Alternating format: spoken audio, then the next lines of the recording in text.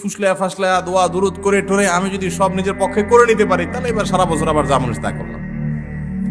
একজন এলাকার এখানে চেয়ারম্যান সাহেব আছেন, এলাকার যারা জনপ্রতিনিধি সারা বছর যারা তার কাজ করে তাদেরকে তারা সুযোগ সুবিধা দেয়, তাই না?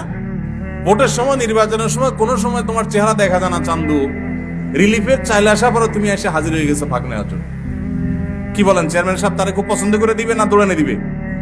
সারা বছর মসজিদে আসার খবর নাই, এখন তুমি ভাগ্য ঠিক হওয়ার আশা করে ওই সময় এসে সিরিয়াল দিয়ে দাঁড়ায় গেছো। তুমি পানি চেঁচার সময় ছিল না, মাছ ধরার সময় হাজির হয়ে গেছো। বুঝেন নাই কথাটা? এই জন্য নামাজ কি শুধু সব রাতে পড়ার জিনিস না, সারা বছর পড়ার জিনিস। আর ভাগ্য কিন্তু মানুষের সবাই কদরও ঠিক হয়। সূরা দোখান আয়াত নম্বর 3 এবং 4 পড়বেন।